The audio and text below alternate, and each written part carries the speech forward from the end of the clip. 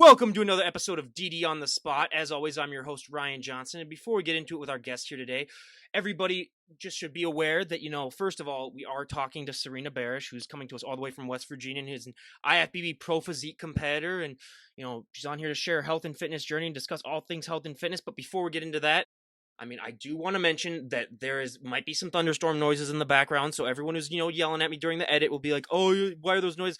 I'm going to try my best, everyone. Okay. But we're going to pull through it together. But again, Serena, thank you so much for coming on. I really appreciate it. Thank you for having me. Well, I got to start off first of all, because as everyone knows, we're about to get hit by a storm here. So the weather's not so great here, but how's the weather in West Virginia right now? It's Oh, beautiful. God. Let me see some. Yeah, it's beautiful. It's probably like, I would say like 73. So we're fortunate. Yeah. So it's perfect, basically. Yeah. So hey, that's great. So, hey, it makes me feel a little bit better. It knows that this is going to go on just smoothly now. But before we get into that, because I don't want to get too depressed, why don't you give us your backstory on what really inspired and motivated you to get in shape and how that led to where you're currently at right now? Well, I grew up always curious about fitness. I always wanted to get into it, but I was always a musician. So I grew up in music, did my first musical at age 4, been playing drums since age 9. That was always what I did all through college. I actually have my double bachelor's in art and music.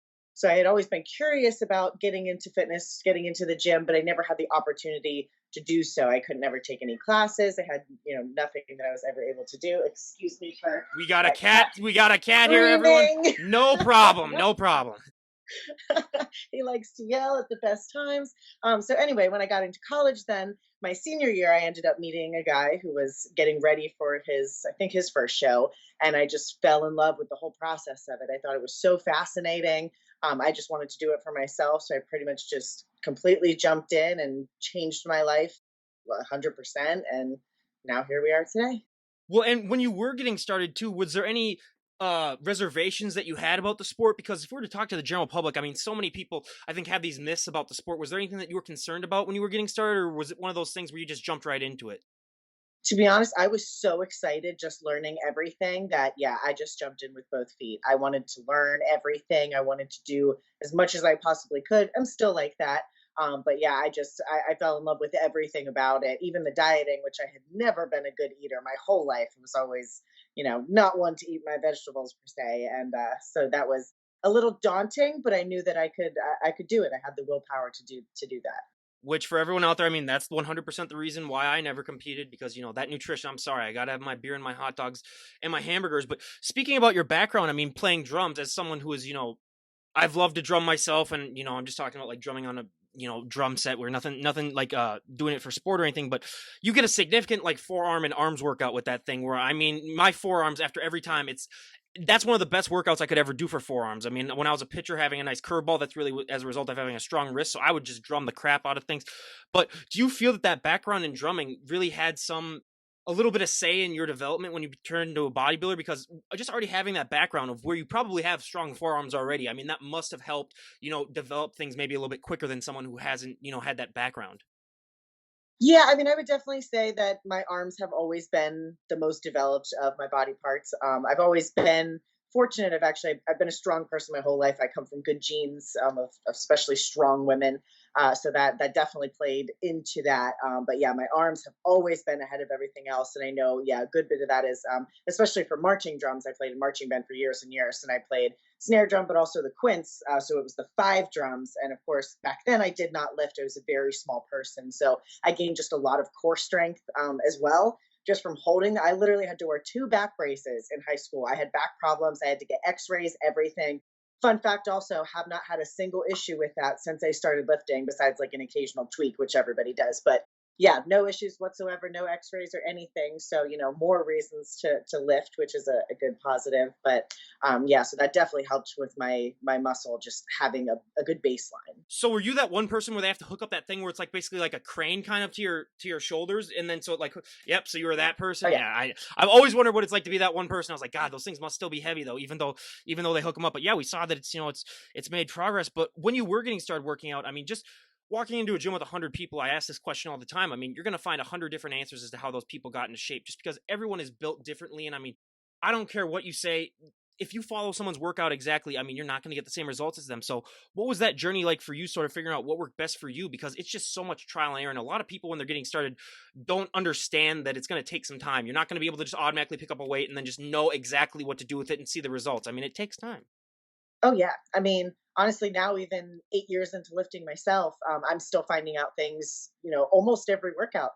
Even last night I went and hit legs, and I'm on the leg press, and it's like I'm squeezing in a slightly different way, and it's different than I've really done before, but it's the same motions that you do, but the contractions and things are so important. That's one of the biggest things I see so many people messing up on. They brag about how much weight they're lifting. They have to take a video like, oh, I'm doing this much weight, but it's like, man, if you're swinging it, you're not going to get anything out of it. I am not a heavy lifter by any means. I do not go any less than, I think right now on my plan, maybe six might be my smallest rep range. But I am not a fan of that. I'm not a power lifter. I do not like any of that, straight bodybuilding. It's lifting with purpose. And a lot of people do not understand how crucial that truly is. Oh my god, yeah. I've Don't even get me started on some of those videos where people do like the squat and then they go down like an inch and then they just come up, or like the bench where they just barely do it. Well, I had one of those friends who was unlucky. Well, I was unlucky because in high school he was a big guy, so and he would do that thing where he would puff his chest up when he was benching. Because he was so big, he only literally had to go down probably like an inch, and then yeah, so he was like, "Yeah, look at me bench all this," and I was like, "Yeah, I was a skinny guy, so I had to go down about like a foot basically before I could touch chest." And so yeah, it really is, yeah. And so many people, yeah, especially guys. I'm gonna call guys out here. I mean, guys especially are the ones where you think that as long as I can lift some weight, who cares if I do it crappy, even if it's one rep. Or yeah, they just base so much on the strength aspect where they don't understand that there's so much more to that. And I mean, you're gonna end up hurting yourself. And I've seen too many people getting hurt personally in the gym where I'm just like, yeah, I'm never gonna lift heavy unless I have the proper equipment on, or unless I have someone spotting me. And you do it the right way. But yeah, I totally agree with you on that. And I mean, I also love to talk genetics on the podcast. And I mean, you talked about your arms were the one thing that really took off for you, but what was one body part that really lagged behind that you really had to train to oblivion to get it to catch up? I mean, I'm still trying to get my legs to catch up. My upper body has always been just well ahead of my lower body. It always, comes in much quicker. I mean, it's that way for a lot of people, except for, well, a lucky few, like my boyfriend's the exact opposite. I have some friends that are the exact opposite. But yeah, my legs are definitely challenging. I have longer muscle bellies for being a shorter person. I'm only 5'3". But it's really taken, I mean, these full 8 years just to kind of get a little bit of fullness to them, and still something I'm very much working on very hard. See, I would have thought that you're taller. Do you get that a lot, that people think that you're a lot taller than you actually are? Oh yeah. Yeah. Oh yeah. People meet me because I do spray tanning as well. So I'm at all the shows in the Mid Atlantic region. So I meet people all the time that see me on Instagram, and yeah, usually they're looking down at me like, "Wow, I thought you would be," because everyone thinks, with show pictures, of course, the photographer's below the stage, so they're always looking up. You're always going to look taller. So yeah, that's a very common misconception. I'm very short.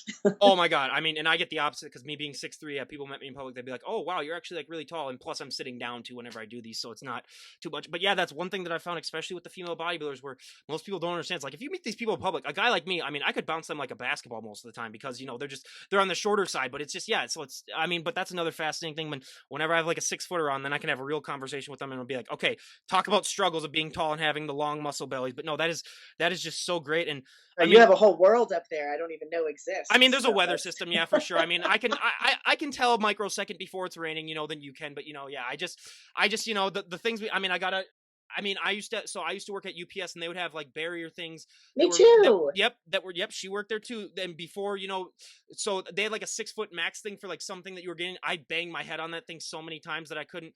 So yeah, it's a struggle. But hey, I mean, I've worked with guys that were 7 feet tall, so that's just freaky tall where you're just like, what is wrong? Like that is just Yeah. absolutely ridiculous. I had a 7 foot tall bodybuilder on here, and that was the craziest thing I've ever seen in my entire life. It's like, I just sprayed one back in Baltimore a few weeks ago who was, I think he was 6'9", but he was very how do you even close. work out though like that though? Because the equipment's not even made for you. Like you have to literally, like if you're doing a lat pull down, you literally probably have to be sitting on the floor and just not even on the seat, and then just like put it down. But yeah, that is just absolutely ridiculous. But a training technique that I love to talk about, because I was aware of it a little bit before I started this podcast, but I became more familiar with it as the podcast went on, is time under tension. And you said that you don't like to do a lot of low reps, you like to do a lot of high reps. So do you like to use a lot of time under tension in your training?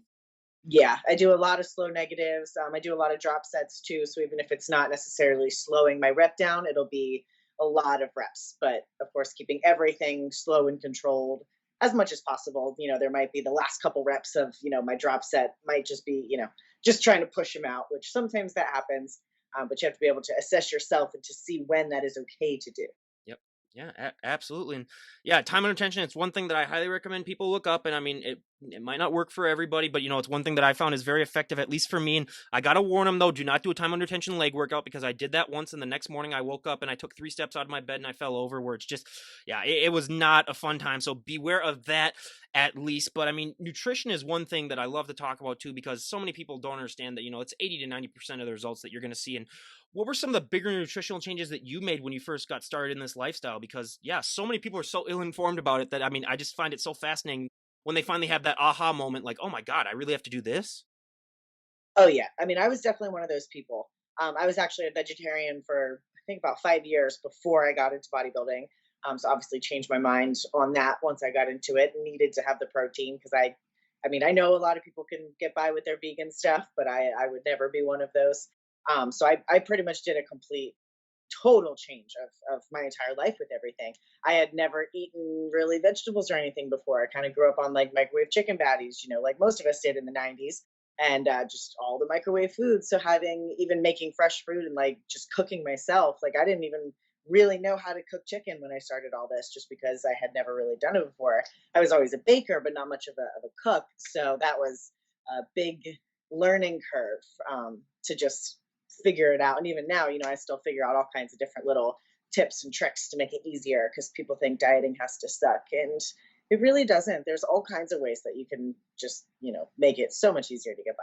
Just like with everything in this sport, I mean, it is a mental game. So, I mean, yeah, you can trick your mind into thinking that, it's not too bad. But since we are just coming off of Easter, and I love to talk about, how you're able to maintain this diet during holidays, because I'm sorry, like if I have Christmas Eve and we're eating crab legs, or if I have, Thanksgiving, I am not going to be able to keep a diet, just because I'm just one of those, like I told you before, I got to have my food. But how are you able to keep your diet through all these holidays? Because I mean, let's face it, from November to April, there's what, like 5 or 6 holidays. So it's really hard to really keep it all together. Yeah, I mean, I've never prepped over the winter, so I haven't had to maintain at least through Thanksgiving and Christmas. So that can definitely be a struggle.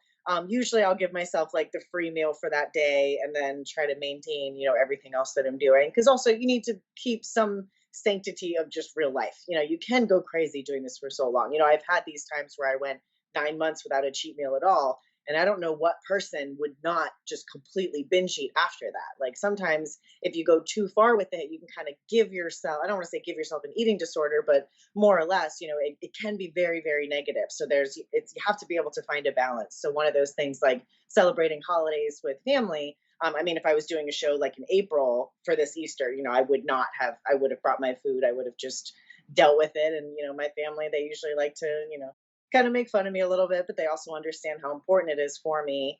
But that's just straight up willpower. Is just being able to, like, I'm a huge sweets person, so having like not being able to eat all the sweets that I want is a challenge. But just not being around them at all. I mean, I'm very strict on that. Say I live with my boyfriend, and we live with his parents and take care of them. And his dad likes to buy cookies and stuff. And I honestly I hide them from myself in the pantry. I don't want to see them. Like I don't care what you guys eat, but I will always hide it. Oh, sorry, I think my dehumidifier just beeped there. Not a problem. But I will always hide it in the cabinet because honestly, don't look at it. If you have an issue, which I know I do, I just will not put myself around it. I will just put it somewhere else, or just get rid of it. At least you're not like my last guest that I had, where they had like an ice cream cake in their freezer that they're waiting for after their show in like 3 weeks. And it's like, why would you even do that? I would just be staring at it like all night. I just like sit in a chair right in front of it and just open up the freezer and just look at it. But yeah, I mean, that willpower for food is just so important. But you mentioned friends and family. What was their reaction when you announced that you wanted to become a bodybuilder? Because that's not something that a normal, young girl would tell their parents. I mean, it's something that, I don't think that a lot of parents hear from. Yeah, not really. Especially never having a fitness background. I think my parents weren't surprised because they always knew that I was always interested in it. I've always been a strong person. I actually remember one of my uncles way back when I was in like middle school joked and said that I should be a power lifter. So I guess they weren't too surprised about that aspect of it. And of course, continuing something where I could keep performing, since that's I've been performing my entire life. So it just kind of made sense for me to fall into it. They were very like my mom was a little apprehensive about the diet, given that I didn't have a great diet. I didn't know anything about nutrition before I started, and so they weren't sure if I was going to be able to stick to it. But that just kind of fueled my fire to be like, no, I can do this. I got this, and I did, and now continue to do so. Well, and yeah, then that's great to have that support from the parents and friends because we hear so many times that it's difficult to maintain this lifestyle if you don't have that support. But you have an interesting scenario because you have a twin sister that's an identical twin, and I've always wanted to have a guest like that on the podcast because I found that fascinating. So what is that like, having a twin where it's like a twin who's, I mean, like I've told you before, you could be a before and after, model basically for the rest of your life then. But what is that experience like having an identical twin, but then you have one that's a bodybuilder and one that's not? It's kind of funny. I mean, like my mom loves it, to be honest. We're probably the most opposite twins that you'll ever find. She actually will be graduating law school soon and here actually just a couple weeks. So we're super proud of her. She lives over in California. So most people actually, at least in the fitness community, don't know that I even have a twin because she's been away for a long time. She moved out to California, I think about 8 years ago. So it is really funny to like show pictures of my sister to my friends, out here because of course, everybody's very surprised. They're like, wait a second. First of all, you have a twin. And second of all, what? Because, yeah, we look not really anything alike. So we completely branched off and took different paths. So it's like sometimes it can be tough because I'm just like, man, like, oh, Deanna, I want you to do it. Her name's Deanna. And, I'd love if she would compete with me, but, it's just not her thing. So I gotta respect it. Well, I mean, hey, if you guys ever did like have the same body and compete, I mean, one of you guys could just both compete as yourself basically, and then see which one won. So I don't, hey, all the twin scenarios that I've heard on this podcast. I mean, I love talking to twins, but yeah, that is very unique, and that's the first time on this podcast. So we always have a first for everything that we have someone who actually has an identical twin who isn't a bodybuilder, and they are. So that I mean, that is amazing. But have you always been a physique competitor? Was it one thing where you started off in a different division, then moved up? What has your journey been like when it comes to the divisions? I did start in figure. The first year I started competing in 2013, and that was actually the first year that physique was at regional level, or I guess in the IFBB or NPC at all. So I knew that I wasn't going to be quite ready because I had only started lifting, or I did my first show 7 months after I started lifting. So, didn't really have too much built then, but still managed to come away with second out of, I want to say there was like 28 or 30 girls. So it was a big surprise, didn't expect that, but it was really nice and kind of solidified my love for that. And it kind of was like, okay, I'm supposed to be doing this. This is where I'm supposed to be. Yeah, that is great. And I mean, let's get down to the nitty gritty of it. The most important thing that I would have never guessed in a million years before I started this podcast, I was familiar with it, but it's that for so many of these athletes, posing is the hardest thing for them. It's harder than your nutrition. It's harder than the working out. I like to compare it now to being a perfect driver, where you can be a great driver. You can never be a perfect driver. You can be a great poser. You can never be a perfect poser. It's always ever evolving. What is your personal experience with posing been like? See, posing for me is I absolutely love posing, and I have so many people around me that just don't. They're very uncomfortable with it, just not confident. So I do. I also teach them posing, and I'm trying to get more and more practice with that to be more of a posing coach. But it always just came very naturally to me. I think, especially growing up in theater and always, having to present yourself in a certain way. Of course, not posing per se, but just acting and being on stage. A lot of people just get very uncomfortable with that whole thing. So it's not even just like the physical, your body in the poses itself. It's the fact that someone else is watching you do this. You're not just doing it like in your mirror by yourself, which I mean, that's also very difficult because people I don't think, it's like I see a lot of people a lot of the times that they don't make the connection of like, oh, this is what I look like up there in front of people. Like just very awkward and uncomfortable. Like you really gotta just kind of open your mind up and like be free in that moment and not focus too much. That's when I see people, they just overthink it. And that's when they do, weird little twitches and they're posing and they can't just think like, oh, like not every pose is going to be the same for every person. Like you might put your hand, out here, whereas mine will probably be in a little more, or just, whatever. It's different for every person. It's how you present yourself the best. And yeah, so many people just get very thrown off by that. And yeah, it like breaks my heart to see that sometimes. I'm just like, oh, let me fix you. But yeah, and the routines as well for physique is another reason why I wanted to do physique, because I absolutely love the routine. So many people hate it. That makes no sense to me. I love getting to pick my song. I write my own routines, and it's just getting that form of expression. I grew up always playing what somebody else wrote, or what somebody else had done. So this is the one time that I've actually gotten to really have my own expression through just my own art form. I guess I just really took to bodybuilding in that way. I never quite had that with music. Well, absolutely, and yeah, I gotta say it's like 20% of the guests that I have on actually like the routine, and then yeah, so it's a rarity. So yeah, I will agree with you on that. Where I kind of don't get that too, because like it's such a big part of your presentation. But out of your physique poses, what is your favorite pose and what is your least favorite pose? I mean, if we're talking mandatories, probably just the front double bi, always a favorite. And I absolutely hate the overhead ab and thigh.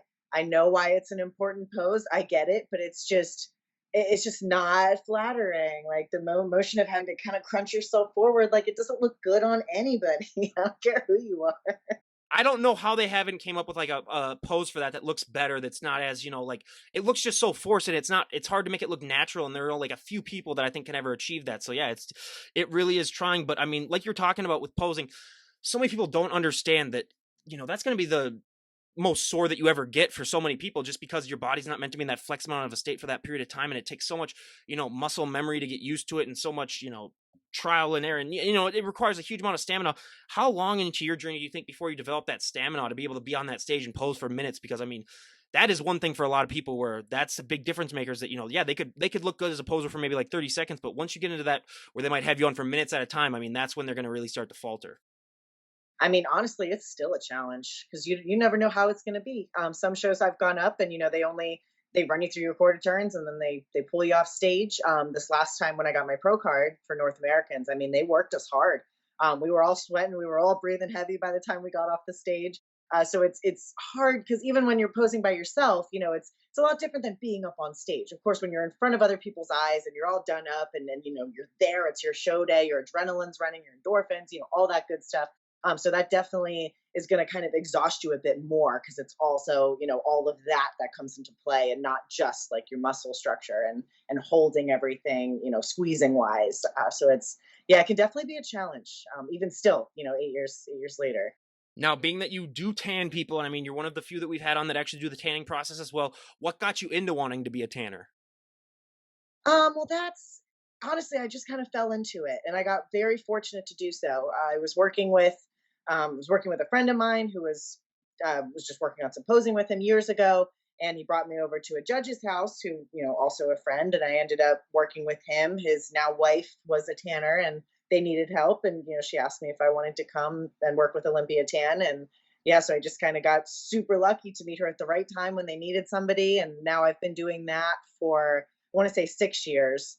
It's been a while, so I've worked my way up to I'm the lead sprayer with the company, so I'm at pretty much all the shows in the area, which is amazing. I love even this weekend we have the Philly Classic put on by Todd House, so I'll be out there for that one. So it's found a way for me to bring, I got to bring in my music side of it with my posing. So my tanning allows me to actually use my art side, since that is, one of my degrees as well. So it's nice getting to actually use some things that I learned because I really do see it as my art form. It is my passion besides, bodybuilding itself. And I just am so fortunate to be able to do it. Without naming names, is there what individual would you say is the hardest person to ever tan? Like, what was the story behind that? Because I bet you've had some people probably like me, where I mean, it's like, good God, give that guy a gallon and just dump it on him, and we'll see what happens. I mean, I've had a lot of very, very fair skinned people, which to be honest, that's not even like people think it would be a challenge, but it's not because the color that we use protan color, and it's so dark already, that it's honestly, I would rather, like for you, I would rather you come in exactly how you are. Don't bother with a tan bed. Don't get yourself burned. That's the worst thing for skin. But if we're just going for a story, I think my biggest challenge, and I am going to name drop here, Big Rammy. Oh my God. Like, yeah, his nickname is Big Rammy, but people don't realize how big this man is. It took me, I mean, that's the longest tan I've ever done. I've used the most solution that I've ever used on a person. I could probably get two medium sized bodybuilders out of the amount it took me to do just one coat of him, and we give them two. So he is just a total sweetheart. Oh my gosh, I cannot believe how just nice, and he's just so humble, such a nice man. But that was definitely an experience because he couldn't even fit in our tents. He just stood out in the room, and I just walked right around him and did my thing, and he just kind of smiled and was very, very pleasant. And yeah, he was. we kind of had to like block off tents so people weren't like watching. I It want to was know how much hilarious. that guy eats because good God, yeah, just how big he is. And you should just whisper in his ear when you're done, looking a little small today, Big Rammy. And then just like walked away and see what he says. So no, but yeah, yeah, that's awesome. And yeah, I would have guessed if someone would have told me that you did Big Rammy, I'd be like, yeah, that's probably one of the hardest ones because yeah, I mean, just getting everything. And I mean, yeah, but that is just incredible. But now going on to, I mean, when you walk on that stage, what is that feeling like for you knowing that, I mean, you've worked months upon months on this package and you finally get to show it off in front of tons of people. What is that feeling like for you when you finally, all that hard work seems to have paid off? Probably one of the best feelings. I love being back on stage. That really is where I grew up, is performing. So getting to do that again with something again that I created, that I built, that I did everything to do this. Nobody else wrote this piece. Nobody else could do anything. I mean, besides my coach, of course. Which shout out to Derek Natcher of Loud Performance Training. He's amazing. But besides that, it's just you yourself is getting to see it, and people are there to see you and what you've done and what you've created, and it just fills my heart every time thinking about it, because I just love it. Oh, I mean, yeah, and that's just especially, being that I always did team sports, I never did, like individual sports. I don't really understand that feeling myself, but yeah, I could imagine, I would really enjoy that. But what was that moment like when they announced your name and you realized, oh my God, I'm a pro now? Because for so many people that they don't understand, for a lot of these competitors, that's the highlight of their career, just because getting their pro card, that's the affirmation that, all that hard work that you put in the gym has finally paid off. And I mean, you can compete in pro shows now. What was that moment like for you? Well, I cried. Definitely cried. It was really surreal. I mean, at that point, I think what it was, six years that I had been competing, and that was my third national show. So that had been a dream of mine for a really long time. So just to have that realization, especially being I was at North Americans, my team Tans that show, so all my people were there. My parents were there. A lot of people were watching online. It was the most amazing experience. I still have the video of my girlfriends, walking around backstage, because we're the Tanners, we can go anywhere. So then walking around backstage, and you can see me in the video running to them and crying, and we're all crying and hugging each other, and it's like I gotta not choke up thinking about it, 'cause it was just definitely one of the best moments of my life. And that, yeah, that is just so amazing. And yeah, I could have probably only compare that to when I pitched in the state tournament, but yeah, that's just such a great feeling. But now, I mean, one of the myths that I love to bust on this podcast, because people just don't understand that you're not going to be able to maintain that look year round that you present on stage. I mean, no offense, you do not have the skeleton face right now currently, which I mean, I've had some people on right now where it's just like, God, Jack Skeleton. And one time we had a bodybuilder in my gym and she was getting ready for a show, so I went to give her a hug, and it felt like hugging just a bag of bones basically, because you're just like, oh my God, like I reached around. And so it's a different look, but I mean, you're not gonna be able to maintain that look, and so many people struggle with that. But what was that like for you when you first realized, like, oh my God, this is the best I'm gonna look for a while? And has it gotten easier for you as your career's gone on to accept that like, hey, I do need to put on weight in the off season? I mean, it's still a challenge. It's always a challenge. It's amazing when you've worked so hard for something for so long, and you see those changes daily, and then yeah, of course, getting your body to like the peak of that. But then, I mean, those lines go away. I don't think it gets easier any show. It's always a struggle, especially as a female. We have all those societal pressures of how we're supposed to look, blah blah blah, all that stuff. So it can be a challenge sometimes when you're used to being in the gym and seeing all these lines and being all shredded, and then when you kind of start to see them go away, especially when it like gets to be winter and then it's cold, and it's yeah, the post show blues, as they say, is very real. And having good support is crucial to get through it, because I have had a few shows that I did not have that. And rebounds are really, really difficult to get through if you don't exactly know what you're doing. Yeah, well, absolutely. And I mean, unfortunately, it is hard for so many people, but I always tell them you just got to look at, like, you got to spend money to make money. You got to put on weight if you want to put on muscle. I mean, unfortunately, those do go hand in hand. But the one positive about the cold weather is that you can cover up then. You can hide the little bit of fat. I mean, I hid my little bit of COVID fat now that I'm slowly working off now, so that's the only positive about living up here in these really, really cold climates. But, speaking about the coronavirus, because it's one thing that's impacted our lives in more ways than we could have ever imagined. What has your journey been like during this? Because I mean, the gym's closed and, just so much has been going on, but how have you been dealing with this whole pandemic? I mean, it was definitely a struggle at first, as of course with most people. The gyms I was living in, well, I grew up in Pennsylvania, so I was still living up there at the time. So everything did close around me, which, yeah, was awful. I mean, I had to take, a little while off, because I was living in a small townhouse with a friend at the time, and we didn't have, I didn't have any of my equipment. I had some over my boyfriend's house, but he lives, a little ways away. So I was very fortunate in that the gym that we go to now in West Virginia did open up pretty quickly. I want to say maybe by like May or so, maybe May or June. I don't know. So we were very fortunate that that opened up. So we were driving I think 45 minutes, maybe an hour to get to this gym. And then we did have one in Pennsylvania as well that just said, I'm opening up anyway. So that was about an hour from me too. So I was driving that and I had to drive about an hour to work.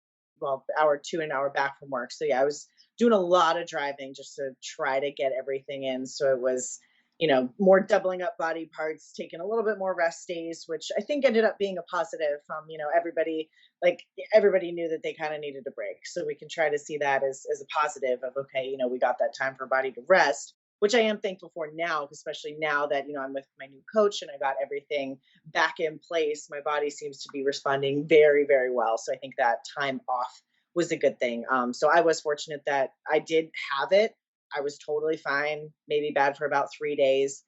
So I was, luckier, I guess. I didn't have too bad of symptoms. So yeah, not really anything around me has been affected too much. I've lived in pretty rural areas, excuse me. So it was, just pretty calm, not really too crazy. So we were, fortunate for that. That's one of the benefits. Like my dad's hometown of 200 people, I don't think they've had a confirmed case yet during out this whole thing. So yeah, it's definitely different than what it is like in the cities. I will say for anyone out there listening in the cities and is wondering, but yeah, that's just. I mean, it's great that you're able to find those gyms. And I mean, yeah, if that doesn't show the dedication of you driving all that time just to go get a workout in, I mean, I don't know. I really honestly do not know what has. But if I don't ask this question, I'm gonna get torn apart in the comments down below because here are the two body parts that I always got to ask people how they train them. It's if you say that your arms took off really, really quickly, I always got to ask them because the guys will kill me in the comments down below. Ask her how she trained her arms because I want really big arms. And then for women, it's shoulders. If you say your shoulders really took off, then all the women will be in the comments. Ask her how she trained those shoulders because that's one thing that really, really I struggle with. So since you did say arms, what do you do for arms to work out? Because I mean, let's be honest, guys basically communicate with their biceps. Basically, I mean that's how we communicate in the gym. But so what does an arm day look like for you?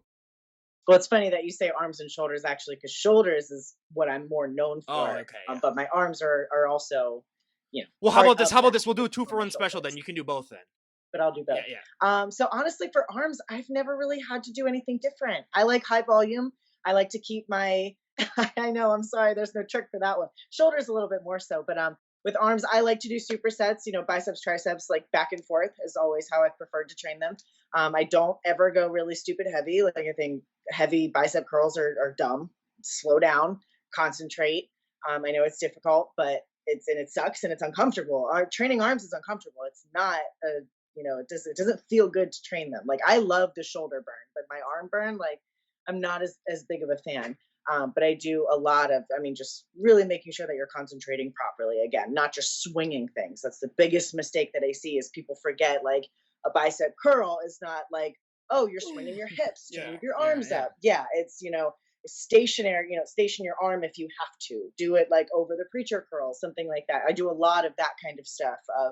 I mean, I do big ranges of motion, but I don't move my body. I will not, I won't thrust to have to get it. Of course, maybe last 2 reps or whatever, but I won't. Do you ever do like those? Do you ever do like those preacher curls? Because that's one thing that I've never done, but so many people preach about them. Well, that's okay. So that's a pun. They preach about preacher curls, but yeah, yeah. I mean, yeah, I've done, I mean, pretty much all variations for arms because I mean, arms gets pretty boring. So I do, yeah, I like to change things up a little bit. I like, yeah, the motion that you did there, what are they called? Headbangers, I think, on the cables. I like that one a lot because especially being in bodybuilding, that is the actual front pose you do. So by forcing yourself to, because it's a common misconception too, is like, I love to see people that don't know how to pose and they do, for pictures, whatever they do, and they all do this. Like you have to really get everything back and like you Oh, have you to don't realize you get have to pop your back. lats too? Yeah, you have to get it spread out. Yeah, there's so much to it. So when you see people that just do it like this, like, you have to get back around and pull to your ears. Biggest thing. So that is actually one of my favorites. So I would definitely recommend that for anybody. And keeping it lighter. Like if you're having to like swing and almost punch yourself in the head, you're going too freaking heavy. So I know it's hard for guys to hear it, and they're probably gonna rag on me in the comments for that one. But like, slow down, guys. I know I'm sorry, but trust me, a girl would so much rather see you doing it controlled and actually seeing your muscles pop than like you just swing and shit because that looks dumb. When every guy's like, "I thought she would like it if she sees me curling 120 pounds, and then I break my wrist on the way down, and then, yeah, and I've seen people, yeah, they're like curling like 75-pound dumbbells. It's like, yeah, cool, bro, but I mean, what does that do? You did it for like 2 reps, yeah, you're gonna get a real deep burn. But for me, arms is the easiest workout of all time, just because being a guy, I've done it so many times that literally there's no feeling to it really anymore. Where it's just like it feels like I'm getting my caffeine for the day, really, basically. Where it's just like, yeah, it goes through. So yeah, it's a different experience, but yeah, I mean that's awesome. And two of the questions that I also love to ask every guest is that, let's be honest, sleep is the most important thing in this lifestyle, and I don't care what anyone says. What does your sleep schedule look like? Because I mean, we've had some people on here that have really messed up sleep schedules. For me personally, I mean, I'm a super night owl, but what's the proper amount of sleep that you try to get? And is there anything that you use, like melatonin or anything, to get it? Because so many people, especially in this day and age with technology, struggle to get that proper amount of sleep. Well, that is one thing that I'm fortunate in is my schedule right now. I've by moving in where I did has allowed me to kind of take a step back and focus a lot more on my tanning and my bodybuilding. So now I do like to lift late. I'm also a night owl. We usually lift maybe 11 midnight every night. So yeah, I'm up pretty early. We don't spend too much time there, but then usually I get at least probably 7 to 8 hours while every night, and then maybe take a nap sometimes. But I'm not one for taking stuff. I don't like to take, I mean, I've taken melatonin and things before, but to be honest, I don't take pre workout. So I try not to really have too much caffeine. A lot of people get really dependent. I love my coffee though. I do drink not a whole lot of coffee, but I have, a couple cups a day, which is still well underneath the amount of caffeine that pre workouts have. But that's what really gets people is like my boyfriend will take a scoop before we go to the gym at night, wonders why he can't get to sleep. Well, I would rather have my body wake itself up. You wake up as you start lifting. I know it might suck to get in there and get going, but I don't. I use aminos and I use a carb drink and my pump matrix, and that's all I drink. I don't like to do, yeah, any of that extra stuff because then it will kill your sleep. And then by trying to take more just to combat it, that's like when doctors put pills on top of pills instead of solving the root problem. So Absolutely. And I mean, yeah, I've never had more than one cup of coffee. I probably had coffee probably about a dozen times in my life because, as you can tell from just talking to me, my head would blow off if I ever had a cup of coffee. So, and I've never done pre-workout because, yeah, again, I would walk through doors basically, and I'd probably just walk through walls based. So, for the safety of the public, I wouldn't do that. I tried Red Bull once because a teammate of mine thought it would be funny if I tried it, and I said I'd go along with it. Hated the taste after about like 3 sips, so I didn't have any more of it. But yeah, it's just, yeah, it's not a fun time with me in that. But yeah, sleep is just so important. But let's be honest, you're not the average looking woman. Like if you were to walk out in public dressed the way that you are right now, you do sort of become like a mini celebrity just because it is human nature where when you see something that's not of the normal, you're just like, oh wow, that looks different. So I mean, for so many people, it's just so fascinating because yeah, you do get a lot more attention than you normally would. But how have you been dealing with that? Because I find some people, they take it in stride, but other people struggle with it. Where do you fall on that when it comes to, I mean, sometimes it's unwanted attention, but just the attention overall that you get from this sport? uh, I can be pretty oblivious sometimes out in public because it's saying that saying I'm not sure how to say this doesn't sound weird, but I'm kind of used to that. Like I've always had, colors in my hair. I've always dressed, in bright colors and all that. So I've always just gotten looks from people.